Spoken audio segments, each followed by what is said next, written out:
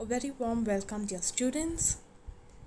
For today, we have a second poem from your literary textbook, and the name of the poem is The Wind. When do you experience a wind?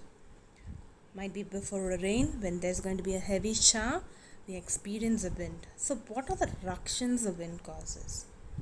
Though at one point the wind seemed to be good to us, but there are also negative side of a wind where it causes a lot of destruction. So this is a poem that brings out a very common idea. Nobody cares for the weak. It is like the entire poem brings in a lot of comparison.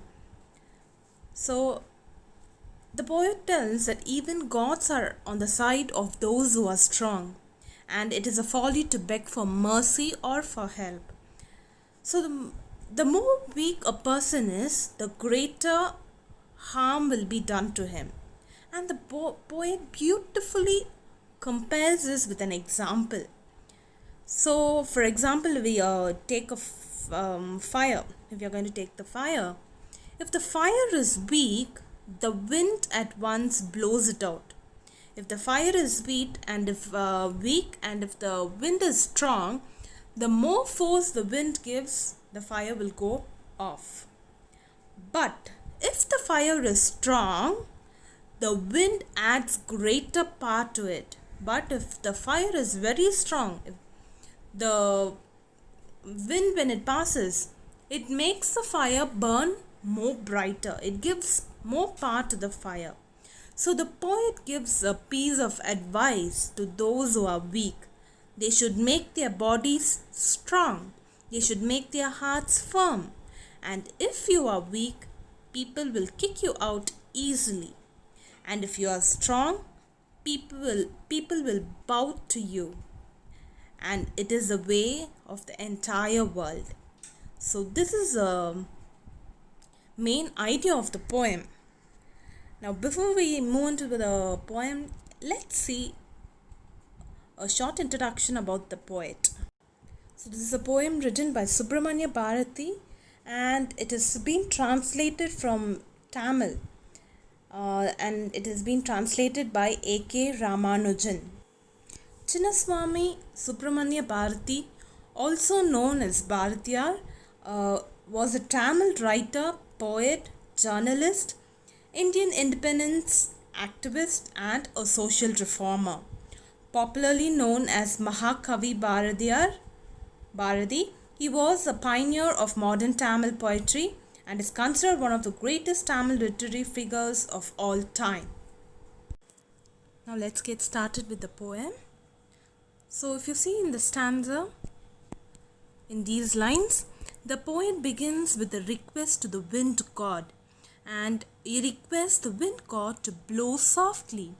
He requests him not to break the shutters of the window, and he pleads him not to scatter his papers.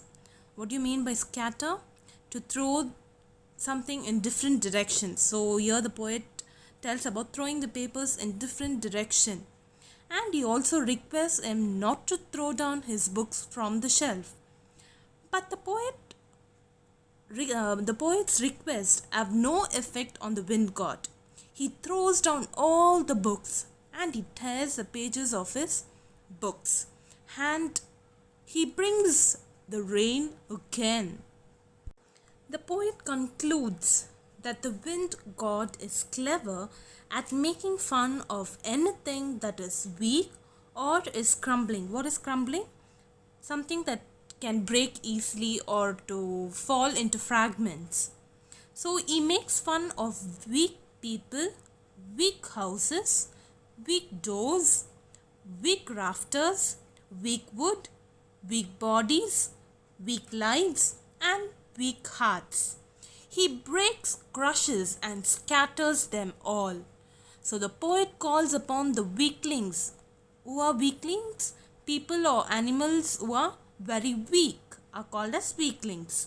So he calls upon the weaklings to make themselves strong. They should not beg for help or for mercy, and they should build themselves strong homes.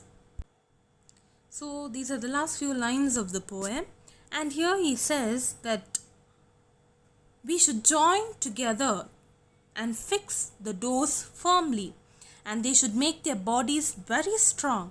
They should make their hearts firm. And when they do all this, the wind god will be friends with them. So the wind god and the weak would become friends. The poet gives an example of a fire, a very beautiful example. If the fire is weak, the wind blows it out. But if the fire is strong, the wind adds greater power to it. So in other words, even gods help those who make themselves strong. They crush those who remain weak.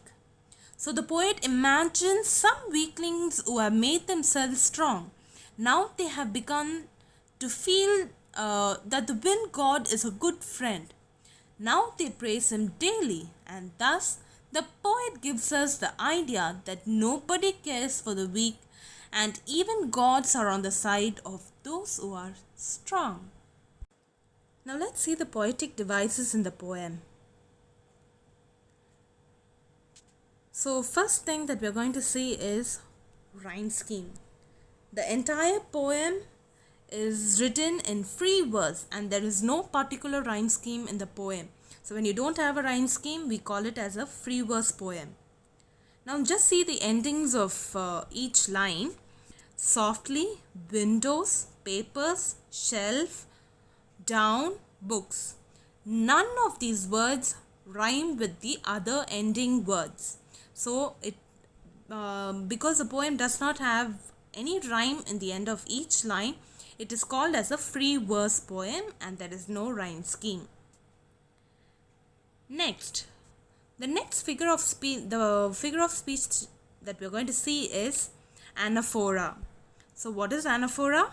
When a word is repeated at the start of a line, two or more consecutive lines, it is the device of anaphora. Now let's see this in the poem. If you see the word don't, it is being used in two or more consecutive lines. So you can see don't being used in the second, third and the fourth line. Same way you is being used in the next three lines. So that is anaphora.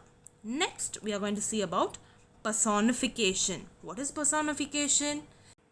This device is used when you give an animal or object qualities or abilities that only a human can have. The qualities that we have and it's been given to an animal or some object, that is called as personification. Now let's see this with an example from our poem. So here if you see in line number 8, the wind has been personified. When the poet says you are, he is referring to wind as you, which means the poet is treating the wind as a person, because you can be used only for humans. So in the same way, in line number 21, his friendship is good. The wind, so the poet here, he personifies the wind, and it has been addressed as a destructive force of weak things. So these two are examples of personification. The next poetic device that we are going to see is repetition.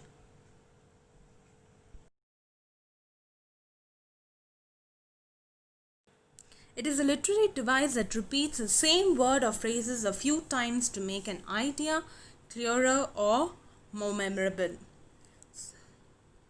So now as you could see the word crumbling being repeated in line number 9, 10 and 11. It has been repeated many times to lay emphasis. So the poet wants to say that the wind crushes everything that is weak. That is why the poet keeps repeating the word crumblings again and again. The next poetic device is alliteration. A literary device in which a series of words begin with the same consonant sound. I've already told you what are consonant sounds and vowel sounds. So if you see in line number 12, wind and winnows. So the word it's a consonant sound and it has been repeated again and again. Next in line number 20, fires and flourish.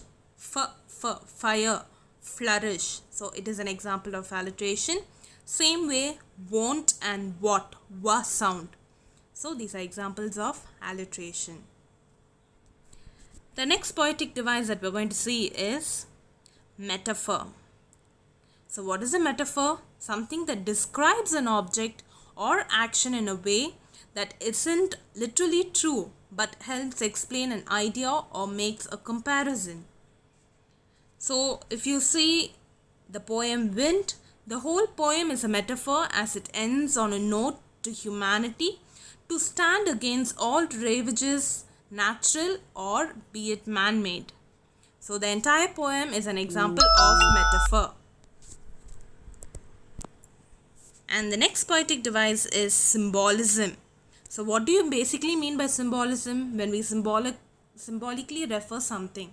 So this figure of speech where an object or a person or situation has another meaning other than its literal meaning.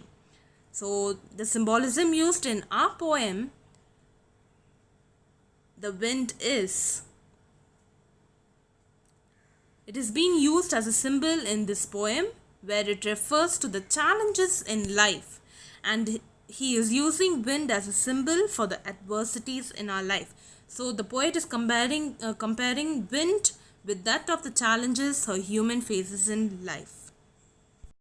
So I hope you had understood the poem The Wind and also the literary devices that we had learned today. Thank you.